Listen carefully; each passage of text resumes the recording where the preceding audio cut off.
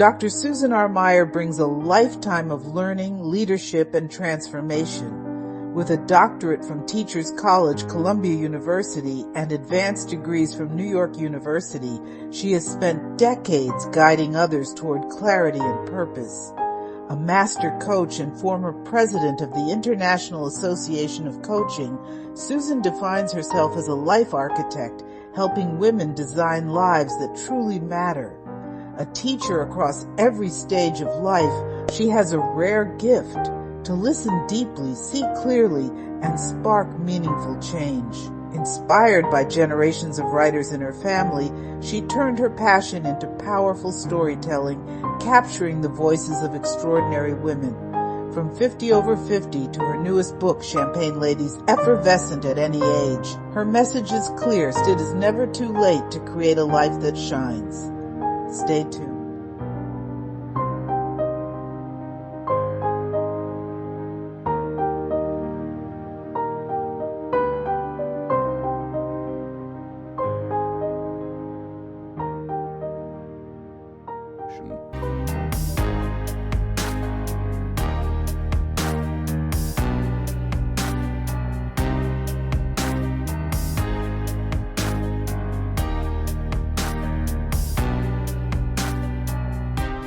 You are watching Profunda TV with host Phyllis Haynes.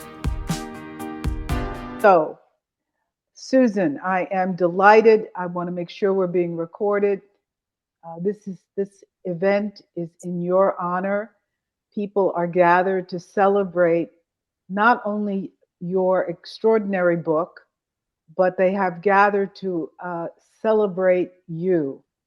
I want to start out by asking you, why would you, in fact, want to spend your time locked by your computer and writing a book when you could be off traveling and having a lot of fun? So what motivated you to devote the time to writing this book? Well, Phyllis, it was really two things. The first was that when I wrote 50 Over 50, I was so upset that I couldn't tell the whole stories of the women that I interviewed. 50 interviews at 6 pages apiece. You can imagine it would have been like the encyclopedia. So it wasn't practical. But I really felt strongly about everyone being able to hear about all the incredible women who are out there. So this is what, 13, 15 years later, I realized that I could just interview women who were incredible in a variety of ways. And every single one of you who's here, who's in the book, is absolutely amazing, in hopes that two things would happen. One, that more people would understand how wonderful we all are, that we're still here well past 65. The youngest person in the book was 68 when we started the process, but I think she's past 70 by now because it's been a long road. And I wanted to motivate other women so that they could see that they too could continue to grow and move forward in their life. So it's still quite an undertaking to gather people. What's the criteria for being in the book? What were the things that, besides having been in the other book, which is 50 Over 50, what other criteria made you say, I've got to write this book? Well, it was primarily women who I knew, some better than others, who amazed me for a variety of reasons. So, you for your talent, Meryl for her talent, and I'm going to say tenacity, dealing with health challenges. Minx, anybody who writes a poem every day and deals with the health challenges she's dealt with in life, people should know about that. People should know about them. There are a couple of people on the call who were not old enough yet. So there may be more to come. I don't know. But how could you not tell a story like one of my favorite stories in the whole book is Phyllis deciding that she wanted to do jazz dancing. This is Phyllis Campagna, not Phyllis Haynes, and took ballet lessons, including classes with toddlers and teenagers, until they finally let her qualify for the jazz dancing program. I mean, that's tenacity. You know, who could not talk about Phyllis Haynes' incredible career and all the things she's done over the decades? Well, And just let me all of change you. my question. Let me ask you Yes, a okay. question. So I know you really well. I've known you, we can't even say how long, but at least Let's not. 50 years I've known you. Yes. So what is it about aging that's got you fired up? Because this is also, in some ways, uh, a statement about the challenges of being over 70. Mhm. What what's got you fired up about the experience of aging? Well, in part, being involved with the Three Tomatoes and Cheryl's two books, and we're waiting for the third in the series, um, because we are overlooked and we are often invisible. But behind that was, since I was in graduate school, I have been interviewing women and been fascinated by women's lives. So I wanted to be able to continue to do that. Um, we're amazing. We are just amazing. Does any of your behavior change after you've gone deeply into looking into someone else's life? Did you learn anything for yourself that's altered Susan Meyer? I think the lessons are a little slow in coming in because, um, as you know, having written books, the 400 rounds of proofreading and all the other things that go on. So, but yes, I've learned from all of the women, I think, that we need to be a little bit louder about ourselves, especially me. I don't usually blow my own horn at all. And just continue to make ourselves visible. So I don't mean to get too serious and too somber about things, but I noticed that I think about the end of my life more frequently than I did before. Yeah. Um, I think about some things that have troubled me. And one of the things I will say to the audience is what's special about Susan is that she's a remarkable coach. She has had many great configurations to her coaching method. But one day I called up Susan when I was really, and Betty will know this story, I was really under the table because I had spent $20,000 on a program that I thought was going to be really worth my time.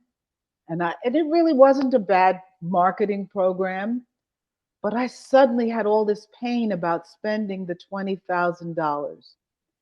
And although I don't talk to Susan Meyer on a regular daily basis, I called her up on the phone and she just said that one sentence. This is when you talk to a master coach. She said one sentence to me. She said, "So what? It's just one less cruise." Now, that one sentence I carry in my heart because it picked me right up off the floor. That $20,000 spent felt like nothing. When she put it into perspective, it's one less cruise. And that's something that's special about your coaching style. So when you were doing your book, Mhm. Is it hard for you when you're doing an interview not to give each of us a kind of zinger, or you want to fix each of us? How do you resist fixing the problems that we tell you about? What's going on for you when you're interviewing us?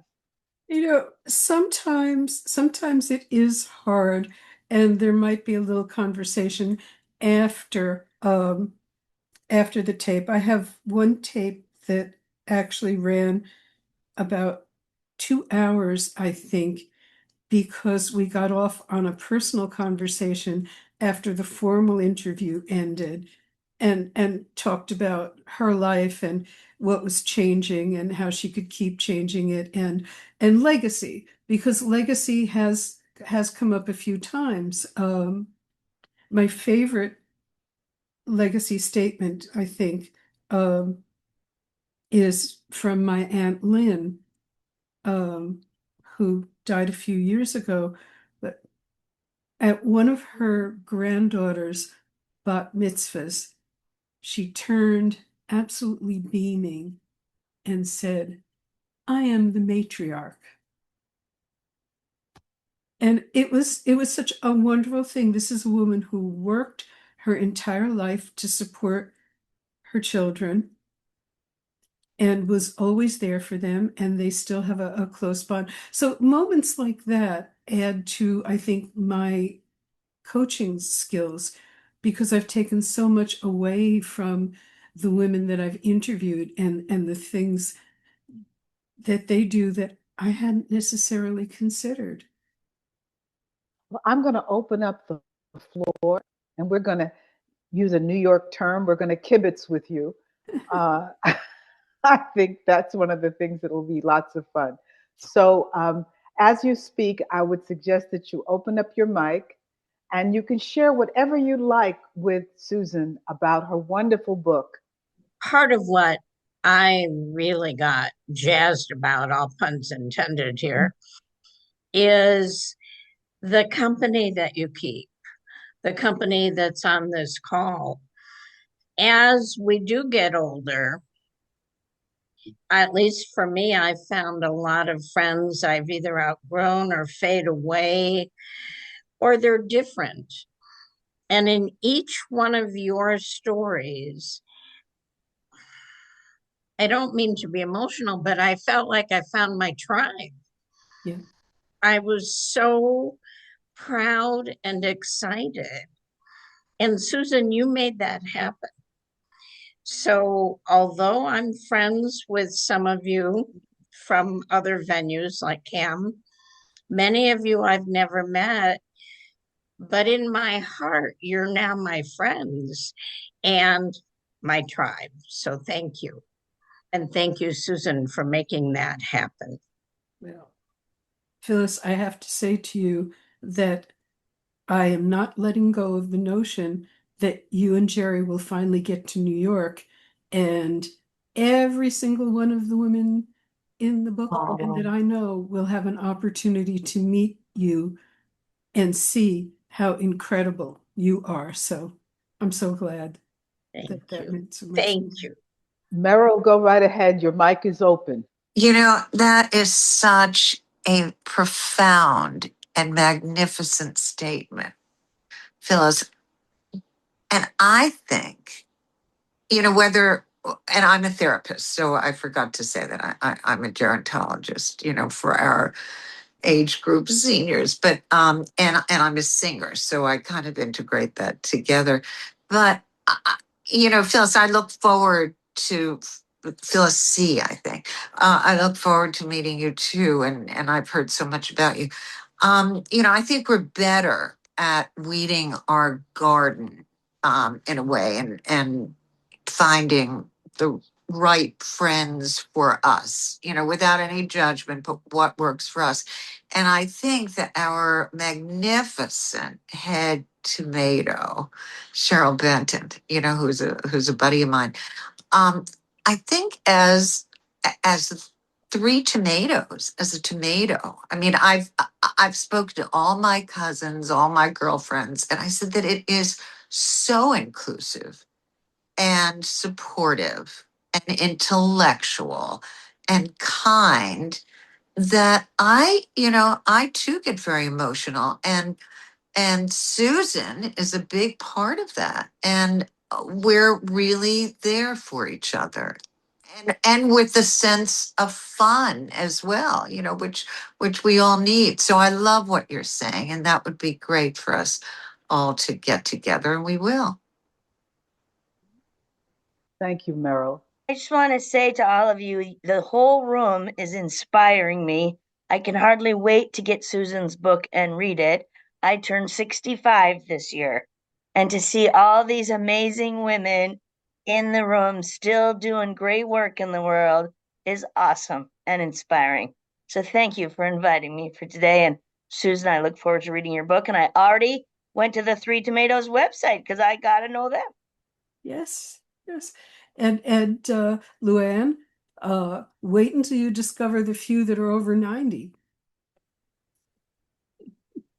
Can you say something about anything about the overnight girls for the general audience? Oh, well, there are actually two people who are deceased, one of whom was over 90 and was writing her fourth or fifth book up until the very end. But one of my favorites is a friend of mine who's now retired to Florida, who came to me and she was trying to figure out what she was going to do because she wanted to be a grandmaster in bridge, but it cost money. And she had retired and wasn't working at the time. I sent her off to a blogging course, and the next thing that we knew, she was creating blogs for people. She came from a marketing advertising background, and she created so many blogs for so many people that she didn't have time to play bridge. So then she moved to Florida and she created a whole other series of activities for herself, but did finally manage to squeeze in some bridge. And she's well into her 90s now and has finally decided that she can no longer be the chair of the Sarasota Arts Council. Fantastic. So, but now you bring me to another question. So this is important, and we'll continue going around. But I had the privilege of interviewing B.F. Skinner years and years ago. Mm. And he wrote a book about why he loved being old. Right. Was not his typical books. He's known for behavioral study, etc. But he wrote this book about he liked the fact that he didn't have to do anything, that he could just sit and listen to music and read a book if he wanted to, and he didn't have to explain that to anyone. So I don't know, listening to us, anyone tuning in would think that we think you have to keep working until you drop. But that's not the case with everyone in your book, right? No. Another woman in the book who I love did so well as a lawyer in the entertainment field that she was able to retire before she turned 60 and has the most marvelous life that she's created for herself. She holds musical events in her apartment. The Three Tomatoes authors gather at her apartment a couple of times a year. She's got a grand piano, for goodness sakes, overlooks the East River, so you can imagine this place. She travels, she does it, she paints, she writes, and all of these things she does for the sheer pleasure. She doesn't need the money. She's enjoying her life, and may she have many decades to come. Excellent. All right. Well, I'm going to continue opening up the mics. Who would like to say something? Please unmute yourself. I'll jump in. Oh, jump in? Who's jumping in? It was Terry. Hi, Terry. I was just going to say, having worked side by side with Susan off and on over the last year or so, pretty consistently, almost 2 years, pretty consistently, I can say that the thing that always impresses me most is the care that she took about every one of the stories. Like she really wanted the story to be representative of the woman, and the passion behind being able to bring those stories to the world was always from such a pure place of just real conviction that every single person in the book deserved and should be celebrated. And so being able to see that in an author about their content and what they're trying to put into the world was very inspiring. I just wanted to acknowledge that. No, thank you, Terry. Let me jump in on following that note. It's Minx. So when we first started this, how many years ago did you start interviewing? Is it about 3? Yes, I got Okay. sidetracked for a while. Yes. Right. So what happened is when you asked me, and I jumped right in and I said yes, and we did this interview. And then the following year, it's just about 2 years now, I wasn't given a year to live. So I was diagnosed with stage 4, blah, blah, blah. And I had, when I went back to reread, everything I said was true, but it was inadequate to the moment that I was now living in. And so Susan just gave me the space. Well, what do you need to say now? Um, and it's an ever evolving story, but it's 2 years later, and I'm alive and doing wonderfully well. I'm grateful to say. But your flexibility, because the stories don't stay the same, certainly at our age, I'm turning 81. And when you write a book with people who are our age or my age, it's a moving target. So I really appreciate that we could go with the flow and at least write something that was closer to the what's true on the publishing date. So thank you for your flexibility. So, You're Mink, since you've said that, I think it's important to clarify that you have managed to live much longer than the suggested 1 year, and that you're yes. doing well. Am I right? Yes, you're very right. And I'm actually now was just asked by one of my doctors to please write a book with her. Oh, So, wonderful. so it's like my 25th book that I'm writing, but it's the first time in a while. Okay, this is one that I want to write now. This makes sense to me now. And so I'm excited about it. Thanks, Mink. Can I just say it was a pleasure to make sure that we were telling the story that you wanted to tell, Minx. And Mm. the things that you have done uh, just amaze me. I have passed on your morning routine to Mm. any number of people in hopes that they will take a little time for a little. Now, I can't recite the 3 things, but feel free to. Well, we So will make we can do it. we will do an interview with Minx about her routine, uh, and Please. and have people follow her. But people should read the book so they can get the essence of Minx from your book. Cheryl, let's hear from you, Cheryl Benton. Myself here.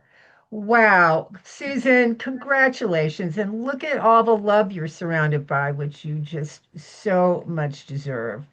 And I could not be prouder of you. I am so honored that you entrusted me with this book. And I have to say, I mean, first of all, it's so nice to meet some of you I don't know whose stories I've read, and I now feel like I know you. I have to say, and I've told Susan, and any of you who have edited books or edited anything, that can be a tedious process. I got so caught up in everyone's stories, I sometimes would forget I was supposed to be editing here.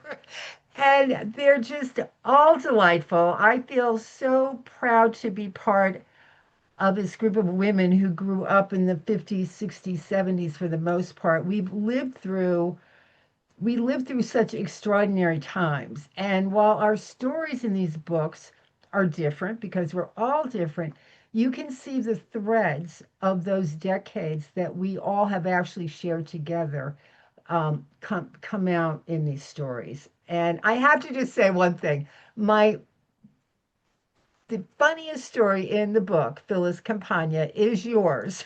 Yes. With taking the ballet lessons. And in fact, we did an event called The Power of Women's Voices, and we actually had an actress reading that story on stage, and everyone was laughing out loud. It's just such a delightful book. So I'm so happy to attach the face with your story. But Susan is such a great friend. We all know that, but she has an incredible superpower, and I call that really her ability to listen to people. And that's why she is so good getting these stories. Most people, we say, "Oh, hi, how are you?" And we're half listening to what the other person is saying and we move on. When Susan asked that question, Phyllis too, by the way, Phyllis Haynes, you actually want to hear the answer. Susan's other great superpower is if she senses that she always wants to know, well, what are you doing next, or what are you thinking of doing? If she senses any hesitation in what you're trying to do, she is going to be there kicking your butt like forever. She can Yes. absolutely help anybody get unstuck. But these stories are just incredible stories of women's lives. We've really shown, I mean, they will show anybody. If you think, your last chapter is written, it certainly is not. It is a love letter to really every woman who is, ever felt invisible or a little less than. And it's a delightful read for all of us. But what I really hope is that each of us will give this book to a young person. I'm going to make it mandatory for my granddaughter to read this book because we want them to see us in a different light and see all of the possibilities about aging and growing older. So Susan, you did a wonderful job with the book. And the other thing I was going to say, I know many of the women in the book who I thought I knew, but I realized I really didn't. There were so many things I didn't know about them until I read Susan's stories. And that's part of your talent, to be able to bring out these insights from people and their stories. So I am so happy to be here and congratulate you. So happy to meet so many of you here right now whose stories are in the book. And let's make it a bestseller. Thank you. Thank you. Thank you, Cheryl. And I would also like to say, you've heard the term Three Tomatoes. And just for the audience to understand, Three Tomatoes in itself is a publication, it's a community, it's founded by Cheryl Benton and two other lovely people. It has real merit for women who need to make it day to day in this world that we're in. And yet it's not a political publication. It is a community building publication, and I can't wait to get each copy. So I suggest that we look at threetomatoes.com. I like to think of myself as a hot tomato, but anyway, that's You that's are. another discussion. You are, That's you another are, you are. You discussion. all are. You That's are. all right. So anyone else who'd like to say anything? Yes, Anne, go right ahead. But Yeah. So, hello, Susan. hi So there. I'm going to speak more to Susan, the person, than the book. I haven't read the book yet, although she has shared, quite a few of the stories with me. But I've known you, I don't know, 25 years, whatever, whenever kind of camp started. Yeah. And she has incredible friendship karma, and she collects people, especially women. And I just found myself along the way collected by her. Um, so we just connected, as colleagues and as friends. We took a trip to Europe together. I'm still trying to get her to come out to Montana, but I see her at least 3 times a year when I Yep. come to New York. And then she always shows me something of her city, and we get to just share our lives. And so she's so well suited to the kind of work she does. So that's one thing. You're just wired to do this. But the other thing I really greatly appreciate is that in today's world, she puts a spotlight and respects women. We're not valued, we're not respected, especially not in this current environment. We are like throwaways. But you, Susan, have maintained that. You focus on women, the important in women, aging women, and so it's just huge, I think, what you do and how much that you hold women as valued and, helping to carry us all forward and be more powerful. So thank you so much for just being you. Susan, would you like to say anything back to Anne? Well, I thank Anne on an ongoing basis for being a presence in my life, for being willing to share rooms at a conference with a notorious snorer. But and it's a pleasure to support her. It's a pleasure to support any of you who are on my nudging list, because I love, love, love seeing other women really in their true light. I mean, Meryl knows I've been among a group of people nagging her for a while to get back on stage. Cheryl's facilitated that, so it'll happen. Poking at Anne over a book she's writing. About to start poking at Nancy about a book she's about to write. So, and I've poked Phyllis a couple of times too. So, and it's a pleasure. So that's an interesting role because I think about how we each have a garden and we have to be responsible for the garden we find ourselves in. I will say about Dr. Susan Meyer that you have been very responsible about the people that you've brought into your sphere, into your garden. And I would say that Champagne Ladies is not your last work, but it is one of your great works. I will just give an opportunity for anyone else who would like to say something before we close our conversation. I see someone named Gabriella Carosi who just showed up. Oh, that's Gabrielle Carlson. Yeah, no, Oh. Gabriella Carosi. No, I don't know. Yes, you do, but she's from Substack, where Susan and I also write. Okay. Gabriella, can you hear us? Yes, I can. You want to say something to Susan? Hi, Susan. Hi. Okay, Nice well, to I will. meet you. Susan, Gabriella is on the far west coast, probably a different time zone than we started. But I Yeah, just want to sorry. say, I think I messed up the times a little bit. Yeah. right, Gabriella is the publisher of Dancing Elephants Press. Oh, of course, I follow you.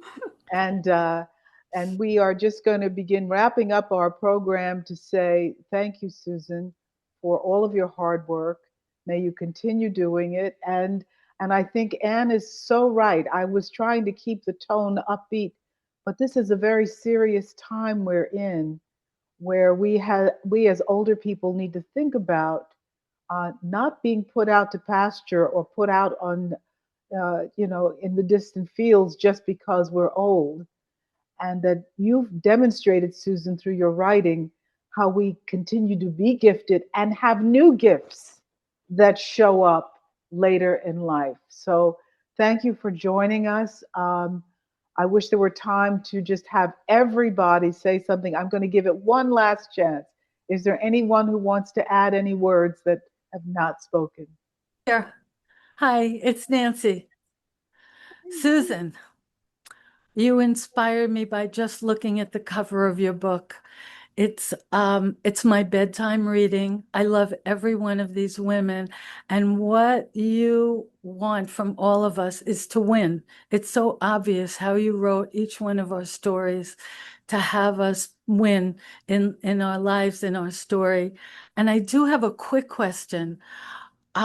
Each one of us is so different. We're so unique. And yet, what's the common thread? Can you just give us a few words? What is it about all of us? Because we're all champagne ladies.